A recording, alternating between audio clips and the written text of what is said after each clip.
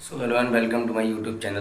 देखो यार, कुछ लोग सोशल मीडिया पर कह रहे हैं कि वॉर 2 मूवी ठीक नहीं है या एनटीआर को बॉलीवुड ने जोकर बना दिया, लेकिन मैं कह रहा हूँ भाई साहब, मैं देख के आया हूँ, मुझे तो यार मूवी में कोई कमी ना लगी। मतलब अगर मैं ये कह दूँ कि वॉर 1 से ज़्यादा स्टोरी वॉर 2 की ज़्यादा अच्छी है, या फिर वॉर 2 का जो फाइनल रिजल्ट है, जो अंत में मूवी का जो रिजल्ट आ रहा है, वो वॉर से ज़्यादा बेटर है। क्योंकि अगर मैं शुरुआती बात करूँ तो स्टोरी और स्क्रिप्ट कुछ इस प्रकार है कि आशुतोष राणा जो कि उन सबके हेड थे वॉर में, वो सबको पता है, और यहाँ भी वो हेड ही हैं, लेकिन उनको उनका सिर्फ एक ही डायलॉग है कि इंडिया फर्स्ट। अगर इंडिया फर्स्ट के लिए किसी को अपनी प्राणों की अगर आहुति देनी पड़ जाए तो पीछे नहीं हटना चाहिए, और इस काम में सबसे आगे वो खुद रहे, क्योंकि यहाँ उन्होंने इंडिया फर्स्ट के नाम पर सबसे पहले अपनी ही बलि दी यहाँ पर। लेकिन उसके बाद अगर आप देखोगे तो मूवी की स्क्रिप्ट अगर आप देखोगे तो एनटीआर की एंट्री जो थी सुपर क्लास, उसकी एंट्री सुपर क्लास। लेकिन अब सबसे बड़ी बात तो यह है कि इसमें ये पता करना बहुत मुश्किल है अगर सभी रॉ एजेंट के लिए या सभी ऑडियंस के लिए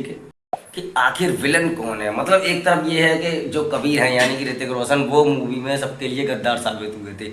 कली के हेड बन के वो आ रहे थे, उन्होंने ऑफर दिया एनटीआर को, क्योंकि एनटीआर वहाँ से जो है एकदम एकदम सच्चे सिपाही जो थे, सोल्जर बन के निकल रहे थे, तो उन्होंने ऑफर दिया कि तुम्हें मुझे रोकना है। लेकिन बाद में पता चलता है कि भाई साहब कली के मेन विलन तो वही है।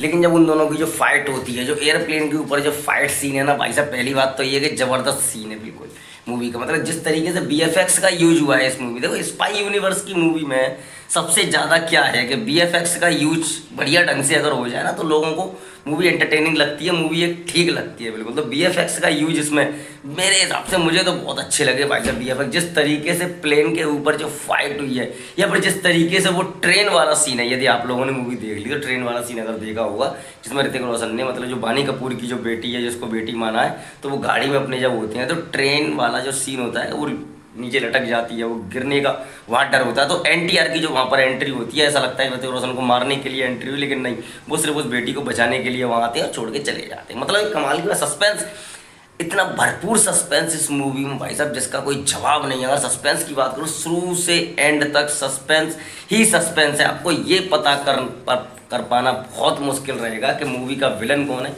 मूवी का हीरो कौन है, क्योंकि दोनों की अगर मैं बात करूँ, दोनों अपने अपने क्षेत्र के बहुत बड़े स्टार हैं।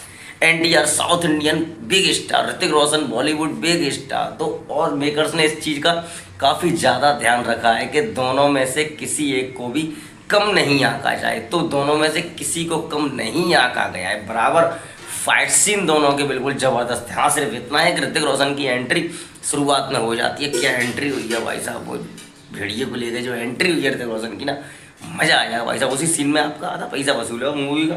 एक्शन सीन अगर आप देखोगे, ट्रेन वाला सीन देख लो, एयरप्लेन वाला देख लो, बीएफएक्स यूज में कह रहा हूँ ज़बरदस्त है। क्योंकि लास्ट की भी जो फाइट है, जो बर्फ़ पर होती है, जो बर्फ़ पर फाइट होती है भाई साहब, वो भी एक ज़बरदस्त है। सबसे अच्छा रिजल्ट इस मूवी का ये है कि अंत में किसी को अपनी जान नहीं देनी पड़ती। सबसे बेहतरीन बात तो ये है, क्योंकि हमने वॉर में देखा था कि वानी कपूर की जान चली गई, टाइगर श्रॉफ की जान चली गई वहाँ पर, लेकिन यहाँ एक सबसे अच्छी बात यही है कि अंत में किसी को अपनी जान नहीं देनी पड़ी, क्योंकि जो जान देनी थी वो वहाँ पर कैप्टन लूथरा यानी कि आशुतोष राणा पहले ही अपनी जान इस मूवी में दे चुके थे। वो सिर्फ इसलिए कि कली को पकड़ना था।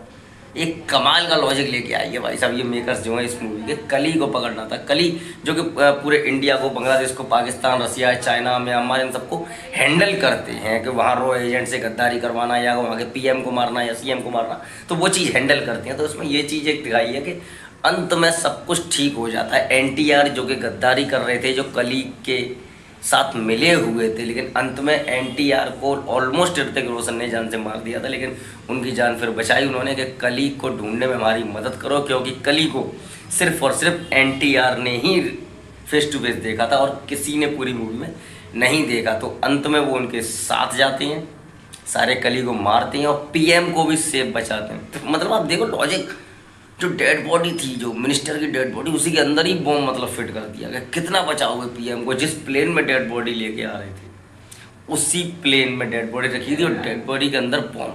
मतलब कमाल किया था। आपको अगर अच्छी लगी ये मूवी तो कमेंट सेक्शन में आके अपने अपनी बताइए फेवरेट सीन कौन सा है। बाकी वीडियो को लाइक कर दीजिए, कमेंट कर दीजिए, शेयर कर दीजिए। वही स्पेशल रिक्वेस्ट और करता हूँ, मेरे चैनल को सब्सक्राइब करके बेल आइकन ऑल पर जरूर क्लिक कर दीजिए।